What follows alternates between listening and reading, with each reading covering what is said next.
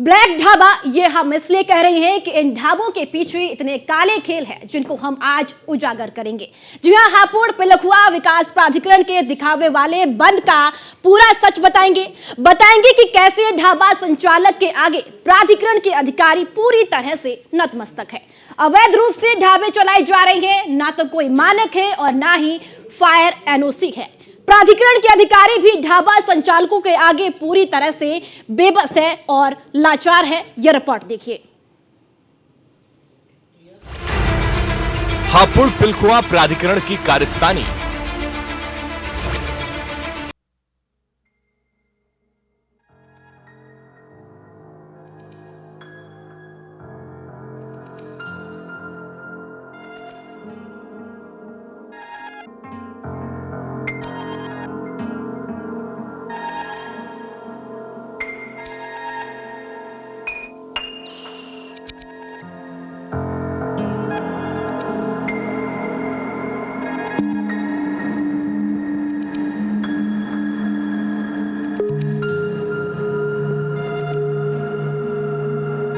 लगा के लीजिए, मतलब पूरा प्रबंध। अब जरा ये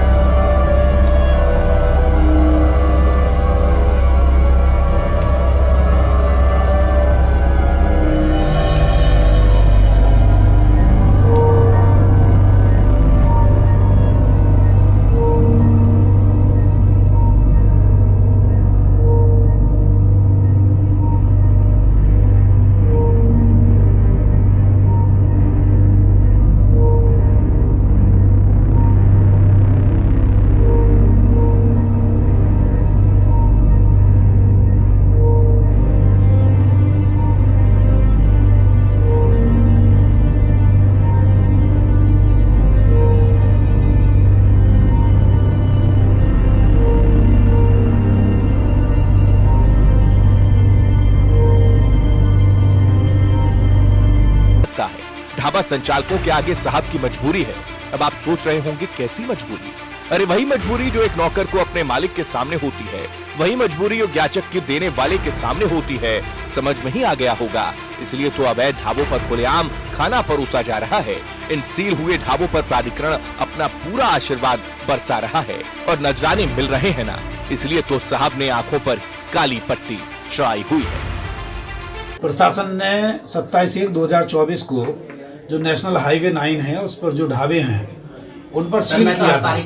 उनकी औपचारिकताएं पूरी नहीं थी, उनमें एनओसी भी नहीं थी, मतलब गैर कानूनी तरीके से निर्माण किया गया था उनका, तो सील किया गया था। लेकिन प्रशासन की जानकारी में होने के बावजूद भी, उनको सील लगी होने के बावजूद वो संचालित हो रहे हैं और प्रशासन इस पर कोई कार्रवाई नहीं कर रहा, तो बिना प्रशासन की मिलीभगत की संभव नहीं है।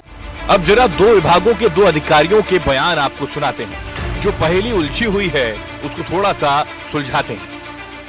जो अवैध ढाबे चल रहे थे, ढाबा उनको हम लोगों ने कार्रवाई करने से पहले अपनी एक गाड़ी भेजी और उस पर अनाउंस करवाया कि ये ढाबे अवैध हैं, इनका प्राधिकरण से मानचित्र नहीं पास है और एक सप्ताह में ये लोग प्राधिकरण में अपना मानचित्र दाखिल करके पास करा लें। तो कई लोगों ने जमा कर दिया था मानचित्र, उनकी प्रक्रिया जो विचाराधीन है, और जिन्होंने प्राधिकरण के नोटिस का संज्ञान नहीं लिया फिर हम लोगों ने उनको सील किया है। हम लोगों ने एक सर्वे भी कराया था, तो उसमें से कोई खुला हुआ नहीं पाया गया था। अगर आप बता रहे हैं खुला हुआ है तो उसको दिखाया जाए।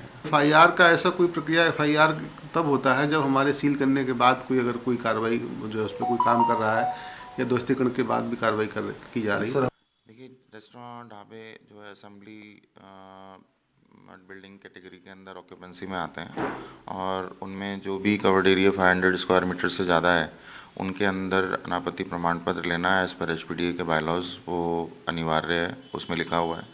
और जो नए आते हैं और नया स्टार्ट करते हैं तो उससे पहले नक्शा पहले पास कराने से पहले भी वो एक प्रोविजनल अनापत्ति प्रमाण पत्र लेते हैं, और उसके बाद जब वो कंप्लीट हो जाता है उसका कंस्ट्रक्शन और फायर सिस्टम उसके अंदर वो लगा देते हैं, इंस्टॉल कर देते हैं एज़ पर नॉर्म्स जो प्रोविजनल में बताए गए होते हैं उनको। तो उसके बाद हम कंप्लीशन अनापत्ति प्रमाण पत्र देते हैं, जिसके आधार पर उनका नक्शा HPDA से पास होता है। तो सुना आपने, एक हापुड़ पिलखुआ प्राधिकरण के अधिकारी हैं तो दूसरे हैं फायर ब्रिगेड के, और दोनों के बयान इस कदर जुदा हैं जैसे शहद और नमक। प्राधिकरण के अधिकारी का कहना है कि प्राधिकरण को फायर NOC की कोई जरूरत नहीं होती है, तो फायर ब्रिगेड के अधिकारी का कहना है ये तो उतना ही जरूरी है।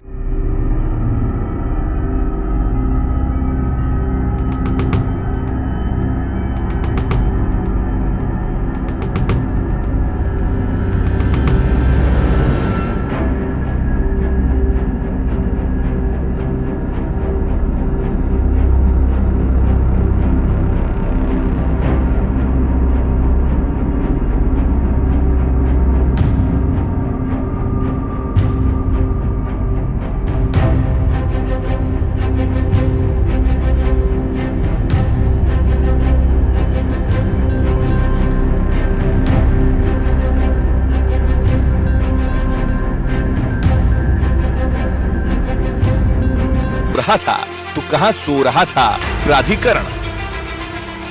ये ऐसे कुछ सवाल हैं जिसका जवाब किसी के पास नहीं है। ढाबा संचालकों की मनमानी के पीछे किसका हाथ है?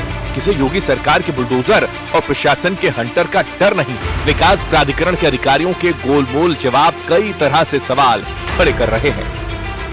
Report news 1 India.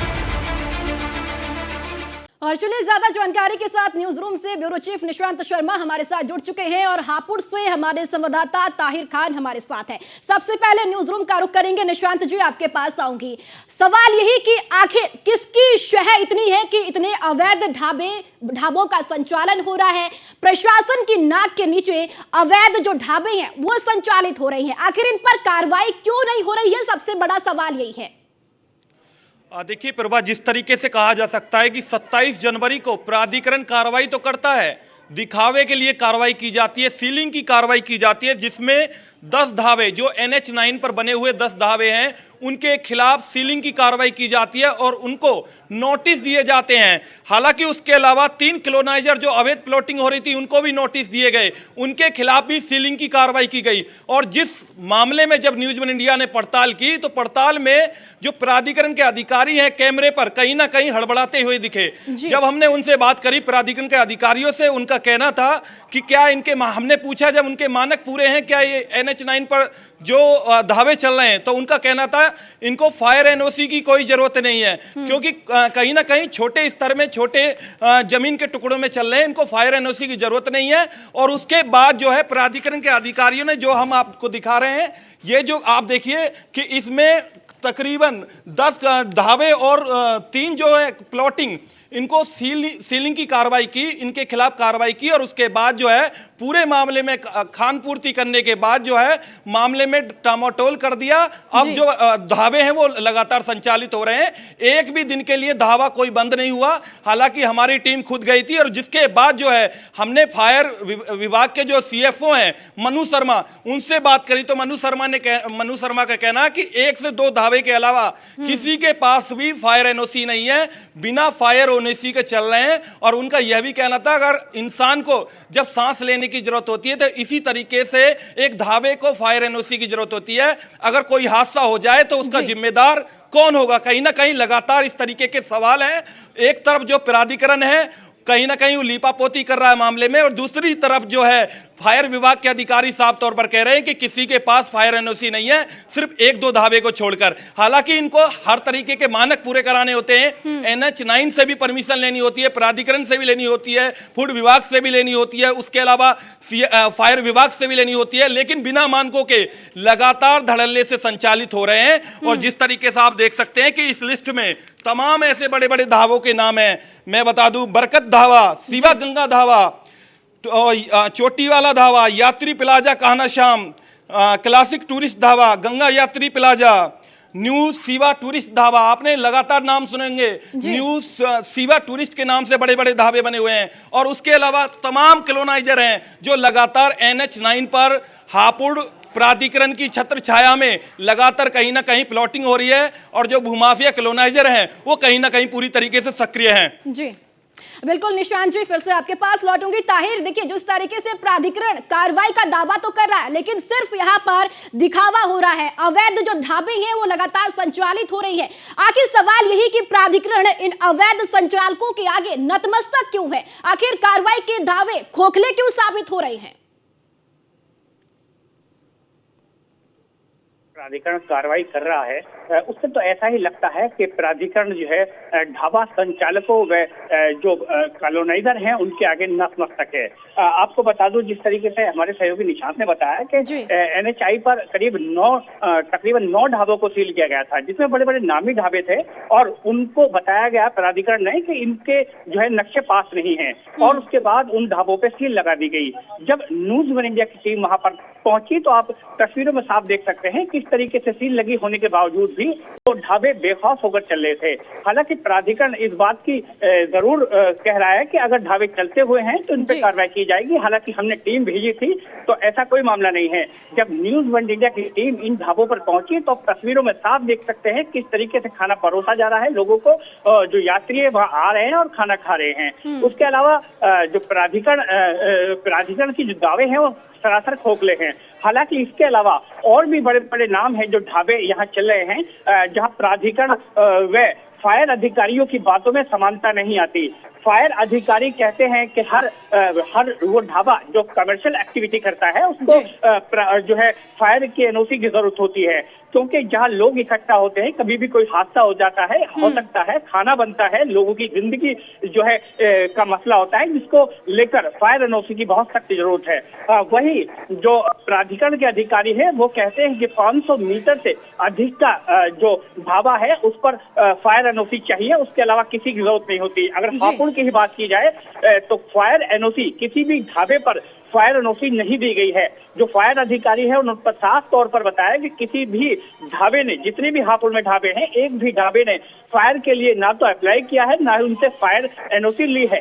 जब बिना फायर के एनओसी के ही इन प्राधिकरण ने आखिर किस वजह से जो है इनको जो है प्राधिकरण ने इनका नक्शा पास कर दिया और NHI ने भी इन्हें जो है परमिशन दे दी, एक बड़ा सवाल बना हुआ है। बिल्कुल निशांत जी, अगर यहाँ पर देखा जाए तो योगी सरकार लगातार अवैध निर्माणों पर कार्रवाई करने की बात करती है और वो तस्वीर हमने भी देखी है, लेकिन दूसरी तरफ इधर प्राधिकरण की तरफ से सिर्फ खाना पूर्ति हो रही है, अवैध जो ढाबे हैं वो लगातार संचालित हो रही हैं। यानी कि यहाँ पर साफ तौर पर कहा जा सकता है कि जो अवैध ढाबे संचालक है उनके आगे प्राधिकरण नतमस्तक है। या फिर एक सवाल ये भी कि क्या इसके पीछे किसी सफेद पोश का हाथ है जो कि प्राधिकरण अब सिर्फ खोखले कार्रवाई के दावे कर रहा है? देखिए प्रभा, सबसे बड़ी बात है कि जो सूत्रों से हमें जानकारी मिल रही है कि ये जो ढाबों के पीछे जो है सफेद पोशों का हाथ है। हालांकि इसमें बड़े बड़े लोग शामिल हैं और जिसकी वजह से लगातार जो है उनके सामने प्राधिकरण के अधिकारी नतमस्तक रहते हैं। हालांकि जिस तरीके से NH9 पर लगातार अवैध ढाबे खुल रहे हैं जिनके मानक पूरे नहीं है, जिनके पास कोई एनओसी नहीं है, बिना मानकों के वो ढाबे चल जाते हैं। हालांकि बड़े बड़े अधिकारी उन ढाबों पर जाते हैं, उन ढाबों पर खाना खाते हैं, लेकिन उनके मानकों की जानकारी लेने की जहमत कोई अधिकारी नहीं उठाता। उसके अलावा जो कॉलोनाइजर हैं, आप देखिए NH9 पर हापुड़ से लेकर गढ़ ब्रिजघाट तक जो है अवैध प्लॉटिंग धड़ल्ले से हो रही जी। है। हालांकि हमने ये भी जानकारी मांगी कि कितने प्लॉटिंग जो हो रही है, कितनी कॉलोनियों के पास परमिशन है, क्या बिना परमिशन के कॉलोनी काटी जा रही है। हालांकि उनका यह कहना था कि तमाम जो हमने देखा है कि अब तक 4 प्लॉटिंग वालों के खिलाफ कार्रवाई की गई है, लेकिन अभी भी हमारे सूत्र बता रहे हैं, जब हम ग्राउंड पर जाएंगे तो आप देखिए कॉलोनाइजर वहां पर सक्रिय हैं, लगातार जो भोले भाले लोगों को उनके जीवन की पूंजी का डकाने का काम किया जा रहा है। भोले भाले लोगों को जो है, जो जमीन जो अवैध तरीके से, जिसके मानक पूरे नहीं है, वो कहीं ना कहीं बेची जा रही है। वो जमीन जिसको कहीं ना कहीं उसके अंदर कॉलोनी नहीं काटी जा सकती, उसको बेचा जा रहा है। तो कहीं ना कहीं कहा जा सकता है कि हापुड़ पिलखुआ जो विकास प्राधिकरण है वो पूरी तरीके से मेहरबान है। और दूसरी तरफ फायर विभाग के अधिकारियों ने साफ कर दिया है, इन्हें इन ढाबों को बिना फायर एनओसी के खोला ही नहीं जा सकता। हालांकि प्राधिकरण को इन ढाबे वालों से कहना चाहिए कि पहले फायर एनओसी लेकर आओ, पहले पूरे मानक कराओ, और उसके बाद कहीं ना कहीं इनको और एनओसी दी जाएंगी। तो कहीं ना कहीं कहा जा सकता है कि ग्राउंड स्तर पर ढाबे वाले जो हैं पूरी साठगांठ करके प्राधिकरण के अधिकारियों से लगातार वो संचालित हो रहे हैं। इनके पास मानक पूरे नहीं, और जब हादसा हो जाएगा तो उसके बाद कार्रवाई की बात करेंगे। बिल्कुल निशांत जी, आपने ठीक कहा, जिस तरीके से अवैध ढाबे संचालित तो हो रहे हैं सील होने के बावजूद भी, लेकिन यहाँ पर जो मानक है उनकी भी अनदेखी लगातार हो रही है। ताहिर देखिए, जिस तरीके से मानकों की अनदेखी भी यहाँ पर हो रही है, तो कहीं ना कहीं अगर बड़ा हादसा होता है तो आखिर जिम्मेदारी किसकी होगी। वहां सवाल प्रशासन से पूछा जाएगा कि क्या आपने यहाँ पर मानकों को नहीं देखा, क्या यहाँ पर आपने जांच नहीं की, अगर यह हादसा कैसे हो गया। लेकिन सवाल प्रशासन पर खड़ा होता है कि कैसे आपकी नाक के नीचे ये अवैध ढाबे यहाँ पर संचालित हो रही हैं, जबकि इन्हें सील भी किया गया है। जी, जिस तरीके से दोनों अधिकारियों के, अथॉरिटी के अधिकारी व फायर अधिकारी के बयानों में समानता नहीं है। एक अधिकारी कह रहे हैं कि फायर एनओसी की जरूरत नहीं है, तो दूसरे अधिकारी कह रहे हैं जैसे आदमी को सांस लेने की जरूरत होती है, उसी तरह इन ढाबों को भी जो है एनओसी की जरूरत है। दोनों अधिकारियों के जो अपने अपने बयान है उनमें ही समानता नहीं है। तो कहीं ना कहीं अगर देखा जाए तो प्राधिकरण हापुड़ पिलखुआ प्राधिकरण जो है इन ढाबों पर मेहरबान है, और इनके अधिकारी इन ढाबे मालिकों से जो है कहीं ना कहीं इनके जो है संरक्षण प्राप्त है, जिसकी वजह से ये ढाबे बेखौफ होकर चल रहे हैं। और इन ढाबों को बात की जाए तो इन 9 ढाबों को जो सील किया था उसमें से काफी ढाबे ऐसे हैं जो अब तक भी चल रहे हैं। उसके बावजूद, उसके अलावा जितने ढाबे, दर्जनों ढाबे हैं जो बड़े नामी ढाबे हैं रोड पर, NH9 पर आप जो है देख सकते हैं, गढ़ ब्रिजघाट तक ये ढाबे लगातार चल रहे हैं। इन ढाबों पे किसी भी प्रकार से कोई एनओसी बात की जाए तो फायर एनओसी नहीं ली गई है, और बिना फायर एनओसी के ये ढाबे जो है चल रहे हैं। अगर कोई हादसा हो जाएगा तो इसका जिम्मेदार कौन होगा, ये न्यूज इंडिया जो है इन अधिकारियों से पूछता है। बाकी अगर बात की जाए इन अधिकारियों की, तो कहीं ना कहीं अधिकारी हमारे सवाल पर भी कन्नी काटते नजर आए। प्राधिकरण कहीं ना कहीं इन लोगों को जो है फिर से आपके पास में लौटूंगी। निशांत जी, आखिरी सवाल आपसे है कि जिस तरीके से अधिकारियों की ये गोलमोल जवाब सुनने को आ रहे हैं, फायर विभाग की ओर से कुछ और जवाब है, प्राधिकरण की तरफ से कुछ और जवाब इस पूरे मामले को लेकर आ रहा है, इस बयानों से क्या समझा जाए कि ढाबा संचालकों के साथ अधिकारियों की क्या मिली भगत है इस पूरे सिंडिकेट को लेकर? देखिए प्रभा, इसमें साफ कहा जा सकता है, जिस तरीके से हमारे सूत्र बता रहे हैं कि प्राधिकरण और फायर विभाग कहीं ना कहीं एक दूसरे के पाले में टोपी फेंकने का काम कर रहे हैं। दूसरी बात यह है कि सबसे बड़ी बात जो हमारे पास है कि जो ये ढाबे चल रहे हैं ये 24 घंटे खुले रहते हैं, ना इनके कोई मानक होते हैं। क्या इनके पास 24 घंटे खुलने की कोई परमिशन है? NH9 पर 24 घंटे खुलने का मतलब क्या होता है? क्या इनके पास मानक पूरे हो गए जो 24 घंटे खुल रहे हैं? हालांकि जिस तरीके से एक समय दिया जाता है कि ढाबे 2 बजे तक खुलेंगे या 1 बजे तक खुलेगा या 12 बजे तक चलेगा, लेकिन 24 घंटे आप देख सकते हैं, 24 घंटे जो है ढाबे चलते हैं। और सूत्रों से यह भी जानकारी है कि अपराधी किस्म के लोग कहीं ना कहीं वो यहाँ पर जो है संरक्षण लेते हैं। जिस तरीके से हमें जानकारी मिल रही है कि जो लोग घटना करते हैं वो वहां पर रुक जाते हैं, खाना खाते हैं, फिर आगे चलते हैं। तो कहीं ना कहीं इस तरीके की जो लापरवाहियां हैं वो लगातार देखी जा रही है। अब सवाल यही उठ रहा है कि हापुड़ पिलखुआ विकास प्राधिकरण के खिलाफ जो इसकी टोपी फेंकने वाला जो गेम चल रहा है वो फायर के विभाग के डिपार्टमेंट में फेंक रहा है और ये भी कह रहा है कि फायर एनओसी की जरूरत नहीं। तो कहीं ना कहीं जो पूरा है ये गड़बड़ जाला है। हमारी यही जो उम्मीद है। ठीक है निशांत जी, बहुत बहुत शुक्रिया आपका जानकारी के लिए, और ताहिर आपका भी बहुत बहुत शुक्रिया जानकारी साझा करने के लिए। तो हापुड़ पिलखुआ प्राधिकरण पर कई सवाल अब खड़े हो रहे हैं कि क्या ये मिली भगत अधिकारियों की है अवैध ढाबा संचालकों के साथ। अब ये देखने वाली बात ये होगी कि आखिर इस पूरे मामले पर आगे किस तरीके से कार्रवाई होती है। और चलो इसी के साथ इस खास बुलेटिन में इतना ही, दीजिए इजाजत, नमस्कार।